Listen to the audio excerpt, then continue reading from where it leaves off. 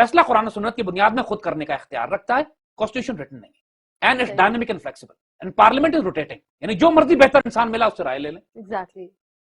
Isn't this That's the best part of it it actually. makes so much sense. آج ایک آدمی آتا ہے جس کو آپ نے پارلیمنٹ میں ایم رکھ لیا, کل اس سے 1000 گنا کوالیفیکیشن کے بہتر لوگ آ جاتے ہیں, لیکن 5 سال کے لیے قوم کا بیڑا غرق ہے اس لیے کہ جو گھٹیا گھس گئے وہ نکلنے کا نام نہیں لیتے کہ پارلیمنٹ اپنا ٹینیور پورا کرے گی. جہنم میں جائے گی پارلیمنٹ جو اپنا ٹینیور پورا کرے گی. اور یہاں پہ اس پارلیمنٹ میں, پاکستان کی پارلیمنٹ میں انگوٹھا چھاپ جاہل آیا کرتے تھے. یہ گریجویٹ کی ڈگری تو اس کو بھی ختم کر دیا, ختم کر دیا تاکہ جاہل دوبارہ وہ انگوٹھے چھاپ آ جائیں. بالکل بدبخت یہ جو امت اور ملت کو لوٹ کے کھانے کا تو صرف کام جانتے ہیں. ہم آپ کو صرف یہ بتاتے ہیں کہ سیدنا ابوبکر صدیق کے دور میں گورننس کے فرائض کیا تھے. وہ فوج کا سپاہ سالار گورنر ہوا کرتا تھا جو کمانڈر اپوائنٹ کیا, so he is also the civil governor as well as the commander in chief of the army of that region. Core commander بھی وہی ہے, سویلین ایڈمنسٹریٹر بھی وہی ہے. صوبے کی انتظامیہ کا سربراہ بھی وہی ہوتا تھا, ایگزیکٹو بھی وہی ہے. سارے جتنے سول کام جتنے بھی سارے کرنے ہیں اس نے وہ ساری ذمہ داریاں بھی اس کے پاس ہیں. مسجد کی نماز کی امامت اور جمعے کا خطبہ بھی کم از کم وہ دیا کرتا. جمعے کا خطبہ بھی انہی کے پاس ہے. See, this is the beauty of Islam. کہ جو شخص آپ کی نماز کی امامت نہ کرا سکے وہ آپ کا سربراہ کیسے ہو سکتا ہے؟ دینی اور دنیاوی دونوں ہر سارے ایٹریبیوٹس اس کی ذات میں. اب اگر آپ امیجن کیجئے نا, I would love to pray behind my president اگر وہ جمعے کا خطبہ بھی کرا رہا ہوتا, یا امیر یا سلطان جو بھی نام دے. یہ تو اتنے ناپاک ہیں ہمارے حکمران کے انسان اس گھر کا کھانا نہیں کھا سکتا, اتنا حرام مال سے پلے ہوئے. جمعے کی امامت تو دور کی بات ہے, نماز کی امامت نہیں دور کی بات. تمام محصولات, ٹیکسز, جزیہ, خراج حاصل کرنا اور اشیاء کی امپورٹ ایکسپورٹ کی نگرانی کرنا بھی اسی کی ذمہ داری ہے. جو گورنر کی ریسپانسبلٹی ہے, اکنامک ساری اکنامک پالیسیز مینج کرنا, imports and exports and trading convoys جا رہے ہیں, ٹیکسز ہیں, ٹیکسیشنز ہیں, زکات لے کے ڈسٹریبیوٹ کرنا, فائنینشیل میٹرز جتنے بھی ہیں وہ بھی اس کے پاس ہیں. فوج کی نگرانی, اس کی خوردونوش اور تنخواہ وغیرہ کا انتظام بھی اس کے ذمہ تھی. حدود اللہ کا اجرا بھی اس کے ذمہ تھا. ایک یہ ریسپانسبلٹی بھی ہے کہ اللہ تعالیٰ کی حدود, وہاں شراب نہ پی جا رہی ہو, زنا بدکاری کرنے نہ قائم کیے جا رہے ہو, فحاشی برائی بدکاری کا سلسلہ نہ ہو, کوئی کسی کا حق نہ مار رہا ہو, وراثت جو اللہ نے مقرر کر دی ہے, کوئی عورت مرد مرتا ہے تو اس کی وراثت اس کی اولاد میں جائیداد میں صحیح طرح تقسیم کی جائے. جو شریعت کی حدود ہے, human, social, moral, spiritual, religious, political, economic, military, ساری ریسپانسبلٹی سینٹر آف گریوٹی اس کی اس وقت کا وہاں کا گورنر ہے, اور وہ اپوائنٹ کر رہا ہے لوگوں کو اپنے ساتھ سبارڈینیٹ. یہ سیدنا ابوبکر صدیق کے دور میں, سیدنا عمر نے اس کو اور ریفارم کیا اور اس کو آگے لے کے گیا. پھر عوام کی اخلاقی اور دینی حالت کی نگرانی اور ان کے جان مال کی حفاظت بھی ذمہ داری ہے. اخلاقی اور دینی یعنی یہ دھیان کرنا کہ یہاں پر کوئی ایسی بہودی بدکاری کی سلسلہ نہ بن جائے, شراب اور جوئے کنڈے نہ بن جائیں, پرابلم نہ ہو, اس ایشو کو بھی دیکھنا. اور پھر ان کی ساری رسپانسبلٹی آف جان مال, عزت, آبرو کی حفاظت, ڈاکو چور, یہ رسپانسبلٹی بھی ان کی ہے. پھر مال غنیمت کی تقسیم اور فتنہ پروروں سے جنگ کرنا بھی. غربا اور فقراء اور ضعیف العمر سپاہیوں کی پینشن اور مالی امداد کرنا بھی. پینشن سسٹم, سوشل ویلفیئر کا پورا نیٹ ورک, ان کی کفالت. دیکھا جائے تو تمام منسٹریز ہی بن جاتی ہیں, یہ ساری منسٹریز, یہ سارے کام شروع ہو چکے تھے. Every ministry you can think of today in the modern world, اس کے سارے کام شروع ہو چکے. اس کے سارے کام وہاں پر اپوائنٹ کر کے, کھانے بنا کے, محکمے بنا کے کام شروع کر دیا. So no wonder why don't we need ministers and the political parties. ملک میں زراعت کو ترقی دینا بھی انہی کی رسپانسبلٹی. ایگریکلچر منسٹری بھی پوری ساتھ ساتھ ہی آگے. اب the question is, دیکھیے تو بہت ڈیٹیل میں یہ صرف حضرت ابوبکر صدیق ہے رضی اللہ تعالیٰ عنہ کے دور کی رسپانسبلٹی نے گورنر کی. سیدنا عمر فاروق اس سے اس کو 100 گنا آگے ایڈوانس لے گئے. اب آپ یہ دھیان کیجئے, لوگ سمجھتے ہیں خلافت راشدہ کوئی میڈیول سسٹم ہے. وہی بات جو ہم نے کی کہ 1300 سال پہلے, وہ یہ جو سسٹم خلاف حضرت سیدنا ابوبکر سیدنا عمر نے جو سسٹم امپلیمنٹ کیا تھا, آج دنیا کے کسی سارے ملک میں لا لیں اس سے بڑا ویلفیئر اسٹیٹ نہیں بنا سکتے جو ہمارے خلفائے راشدین نے بنایا.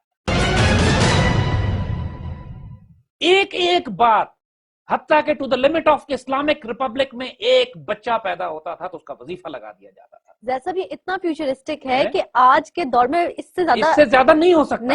اور آپ کو ہم اور مثالیں دیتے ہیں, دیکھیے. اور اس کے بعد حضرت ابوبکر صدیق کی تنخواہ کتنی تھی وہ بات ہم پہلے بتا چکے ہیں. یہ صحیح خلیفہ وقت کی تنخواہ 3 درہم ڈیلی ہے, مشکل 150 روپے روز, آج سے 4,500 روپے. مزدور کی تنخواہ بھی آج 6,000 روپے. اور رسپانسبلٹیز دیکھیں کیا, اور وہ بھی انتقال کرنے کے بعد اپنے بچوں سے کہتے ہیں کہ جائیداد بیچ کے یہ پیسے بیت المال میں واپس کر دینا. تو عمر رونے لگتے ہیں کہ ابوبکر آپ ایسا معیار سیٹ کر رہے ہیں کہ ہم کیسے پورا کریں گے.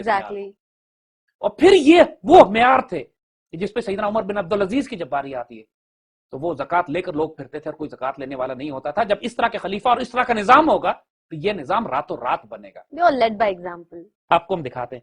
اب حضرت ابوبکر صدیق کے جنگی اصول دیکھیں, ملٹری اسٹارٹ, دنیا میں اس سے پہلے ہیومن رائٹس کا کوئی کانسیپٹ ہی نہیں تھا. آپ رومن اور پرشین امپائر کی تاریخ جانتے ہیں, لاکھوں لوگ قتل غارت ہوتی تھی, عورتوں بچوں کا تو لحاظ ہی کوئی نہیں تھا, بوڑھوں کو جو نظر آیا سامنے سلاٹر کرتے چلے گئے. کوئی کانسیپٹ نہیں تھا ہیومن رائٹس کا ان ٹرمز آف وار.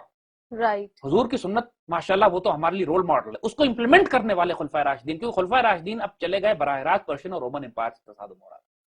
تو جو ملٹری کو, فوج کو جو ہیومن رائٹس کے ایشوز بتا, آج کا جنیوا کنونشن کی بات کرتے ہیں, آج آپ بات کرتے ہیں ہیومن رائٹ کی, پوری دنیا میں عراق کو دیکھ لیں, امریکہ کو دیکھ لیں, ویتنام کو دیکھ لیں, پیلسٹائن کو دیکھ لیں, پوری دنیا کی بڑی بڑی ماڈرن ڈیموکریسیز اینڈ ڈکٹیٹرشپ کو دیکھ لیں, جس طرح جینوسائیڈ کرتے ہیں انسانوں کا. یہ آپ خلافت راشدہ کے رولز دیکھیے آج سے 1400 سال پہلے کے. بائی گاڈ انسانیت جنت بن جائے اگر حضرت ابوبکر صدیق کے رولز اپلائی کرنے. فرماتے ہیں آپ نے حضرت اسامہ کے لشکر کو چند باتیں کہیں جو تاریخ نے اپنے سینے میں محفوظ رکھی ہوئی ہیں. آگے جا کر دور خلافت کی بنیادی جنگی اصول یہی ٹھہرے, اے مجاہدین اسلام, تم اللہ کے راستے میں جہاد کے لیے شام جیسے دور دراز علاقے میں جا رہے ہو, اس موقع پر میں تمہیں چند نصیحتیں کرتا ہوں. ابوبکر صدیق, خیانت نہ کرنا, بدعہدی نہ کرنا, چوری نہ کرنا. پہلے تو ایک بیسک کیریکٹر دے دیا کہ جھوٹ نہیں بولنا, چوری نہیں کرنا, خیانت نہیں کرنا.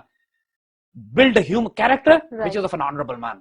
یہ نہیں ہے کہ everything is allowed in war, لوٹ مار کرو, جس کے گھر میں گھس جاؤ لوٹ مار کرو, چوری کرو. تم علاقوں میں جا رہے ہو, ظاہر ہے تمہاری فوج ہے, وہ سویلینز ہیں, تم گھروں میں گھس کے لوٹ مار کر سکتے ہو, چوری کر سکتے ہو.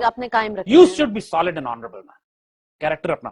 پھر جنگ میں کسی کا مسئلہ نہ کرنا, یعنی بچوں, بوڑھوں, عورتوں کو قتل نہ کرنا, ان کے اعضاء نہ کرنا. Do not kill women, children and infirm. اور پھر اس زمانے میں چنگیز خان جو کھوپڑیوں کے مینار بنایا کرتا تھا, اور یہ سارے اس کی نیگیشن تھی. ختم. آنریبل, بی ریمین آنریبل, کسی کو اس طرح نہیں مارنا. کھجور کے درخت اور پھلدار درخت نہ کاٹنا. Do not destroy agriculture and trees and forestries. زمین میں فساد نہیں پھیلانے جا رہے ہو تم.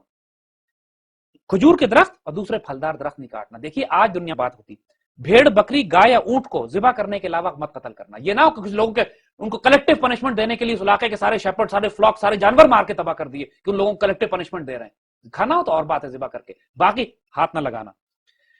راہبوں اور تارک دنیا لوگوں کو اپنے حال پر چھوڑ دینا, ان سے کوئی تعلق نہ کرنا. تم مسجدوں میں جاؤ, وہاں کے مندر ہوں گے, ایسے لوگ ہوں گے جو عبادت کرتے ہیں, ان کو ان کے حال پہ چھوڑ دینا, ان کو نہیں تنگ کرنا. Do not disturb the people جو اللہ کی عبادت میں لگے ہوئے ہیں, تم سے جنگ نہیں کر رہے, اکیلے ہیں, مایوس دنیا میں رہتے ہیں, مسکین مجید لوگ ہیں, چھیڑنا نہیں ان کو. تم ایسے لوگوں کے پاس جاؤ گے جو تمہیں مختلف قسم کے کھانے برتنوں میں ڈال کر پیش کریں گے, انہیں بسم اللہ پڑھ کر کھانا. تم ایسے لوگوں سے ملو گے جنہوں نے سر کا درمیانی حصہ تو منڈوایا ہوگا لیکن چاروں طرف بڑی بڑی بال ہوں گے, انہیں قتل نہ کرنا. اپنی حفاظت اللہ کے نام سے کرنا. اللہ تم کو شکست اور وبا اور اپنے وبا سے محفوظ رکھے اور اپنی امان میں رکھے. Now, just look at this.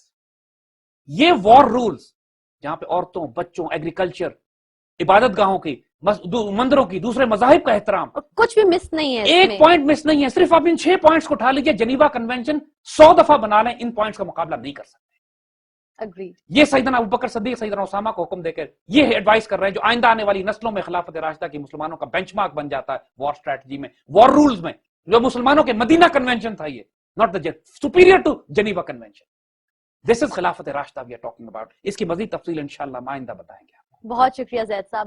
Viewers, brass tax کی ایپیسوڈ یہاں آج اپنے اختتام کو پہنچتی ہے. پروگرام کے شروع میں زید صاحب نے ایک بات کی تھی کہ بہت سارے لوگ آج کل جو ہم نے سلسلہ شروع کیا ہوا ہے خلافت راشدہ کے نظام کی امپلیمنٹیشن کے حوالے سے, وہ یہ سمجھتے ہیں کہ شاید یہ سسٹم آبسلیٹ ہو چکا ہے. لیکن میرے خیال سے آج کا یہ پروگرام دیکھنے کے بعد ان کی یہ غلط فہمی کافی حد تک دور ہو چکی ہوگی. براس ٹیکس کی آئندہ ایپیسوڈ کے ساتھ اجازت دیجیے گا. اللہ حافظ.